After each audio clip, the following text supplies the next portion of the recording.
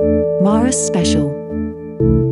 In the run-up to a new exhibition at Maurus, House for Contemporary Culture in Maastricht, director Valentijn Byvanck interviews participating artists, performers, and curators.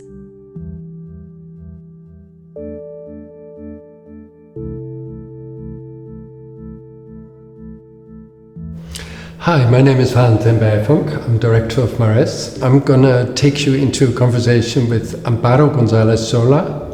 And Amparo is making a work for Maurus. It's called Gestures as Portals. Amparo, welcome. Thank you very much, Valentijn. And to start off, maybe I can ask you, what is the project you're engaged in? Okay, Gestures as Portals, in a way, is a continuation of my previous work, which is called While Taking Shape, and it was a performance for a theater, so a work of 1 hour, in which people was invited to sit and observe. And from the beginning of that project, I was very curious about how the questions that we have in that work could invite people in a place where you are not obliged to stay for 1 hour. So people come in and go out. So in Maurus, I am developing these questions of a well-taken shape that has to do a lot about how one body can connect with what happens in another body, the distance and the proximity that exists between bodies, and also how gaze works among them. And I am experimenting over 4 weeks, 5 hours per day, and in each room of the house we do with Leandro de Souza, that is the other dancer that is working with me. We propose in each of these rooms a practice or an exercise in which we will put in action something about this proximity, distance, gaze, and we invite the visitors to stay in the room with us as long as they want. So there is this possibility of going in and moving out when they want. So over these 4 weeks, I think is an open door investigation, because we are learning in the encounter with the visitor how they react, how they connect with what we are doing. So the work, I think it will change and grow. Maybe I can ask you a little bit, because you talk about proximity and the gaze and moving bodies. Now, I think this is a bit of vocabulary of a dancer. You're a choreographer, but there's also something very particular you want to say with it. No, there's something in this society going on that you wish to address with those words. Yeah. For me, always each work is always the encounters of different questions. I think in this work, and probably it's not something that only happened to me. I think I was struggling a lot about how is it possible that we know about so many things going on in the world, and I can talk very concretely about Gaza going on, and we know about that, we see all the time images, and I wonder how is it possible that we feel that we are not connected with that, and that maybe this has not to do with us because it's not happening in our body or in our city. So the question of whether it is possible to resonate and connect with what is happening in another body, with the experience that other person is having, is the question that is at the base of this work. I think sometimes I am worried about using the word empathy, because it has like a kind of connotation, but we couldn't talk about empathy. And the complexity of that. I could also say, is it possible to be in the shoes of someone else, to know what other person is experiencing?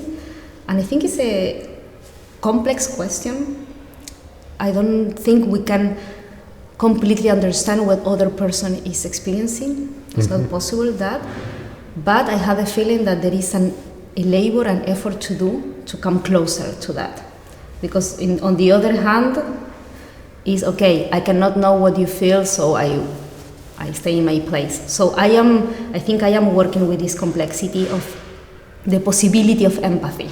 And so working here 5 days a week, 5 hours per day, is that labor towards Yes, maybe what I can say, coming back to the name of the project, like I decided to work with gestures, the name of gestures as portals.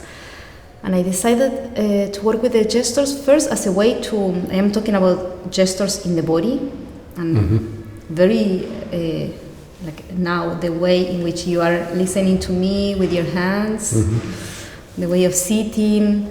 So I thought, okay, how to bring the attention to something that everybody has gestures. It's something that you can see in the body of the performer, but you can also recognize in yourself as a visitor.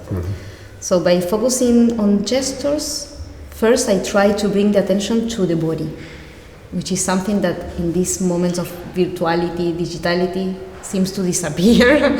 So there is first that.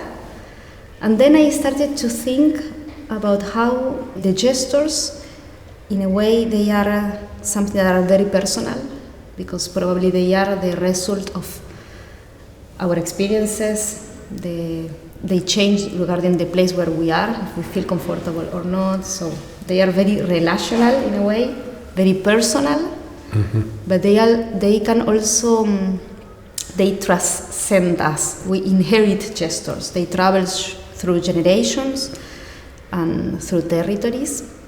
So they have, for me, this potentiality of being portals to memories and also possible connectors between people.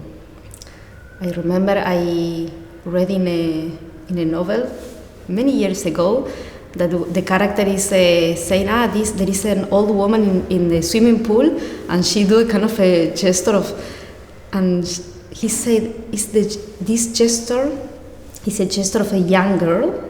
So he started to talk about how this gesture is not owned by this woman, but the gesture took the woman to appear in the world. And this stayed in my mind a lot. So there is something about this, how by holding a gesture, we can also connect past, future, other body. And maybe you can shortly say something about what holding is. Yeah, I think the word holding appears a lot in what I am doing. In a way, there is something about, we talked before about labor. Hold, it always demands some labor, no? To hold something. So the first strategy regarding gesture for me was, okay, what is if I hold a gesture for a bit longer than I used to do? Okay, this is a gesture. Okay, I decontextualize it, I take it out from the body, and I hold it. And just by holding it sometime, something starts to appear as associations, as sensations, for me as performer, but probably also for you as someone observing. So we are both witnessing this gesture. I am holding it, but you are also holding it with your gaze. So for me, holding is a verb that has to do with some kind of labor, of engaging ourselves in what we witness. Mm-hmm. This is the reason I also think of a holding gaze. You are now holding me also with your gaze and with your presence.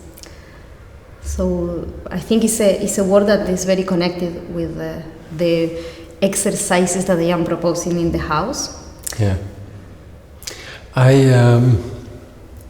I've now seen you work in this house and do these performances, and one of the things that I learn from it is that you're very concentrated for a very long time, and that concentration actually also keeps the public from walking away, because they are, to use your word, they're held by your concentration. I mean, they're really, you can see this happening, and we had a conversation with a group of people last week, and our photographer asked the question, what are you and Leandro thinking when you're doing all of this?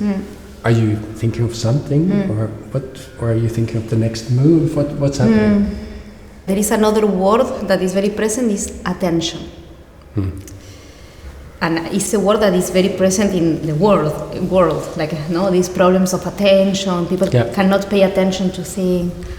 And I bring it because I think it's connected with this. First I answer very briefly what you say, and then I go to attention. Of course, the tendency is try to anticipate, okay, I'm doing this, okay, what I will do next, like the brain, and probably because the ways of living, the devices we use, tends to go there. And I think the work that we do as performers is how to stay in the present, opening our perception to all the information that is here and now. The moment, personally, I start to, I will move forward, I know that something breaks and it demands more labor. And of course, we have strategies for allowing this kind of attention, because we have an structure, we have a very clear task that we do. We could say, for example, so it's more clear, one of the procedures is take a gesture, that in this case would be take a gesture from you, for example, is really take a copy, mirroring a gesture, transporting it.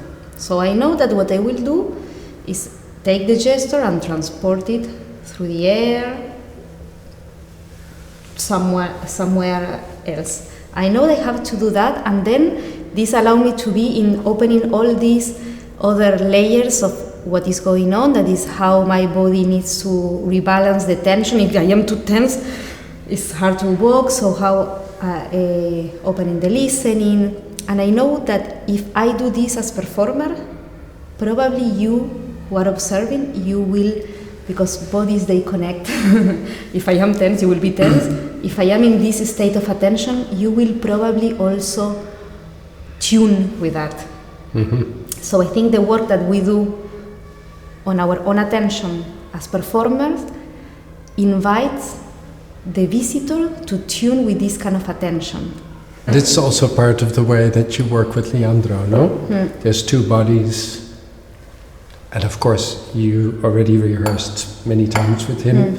You have certain rules by which you move, but also the bodies find each other. I think for us it's a very special experience what we are having at Marres, because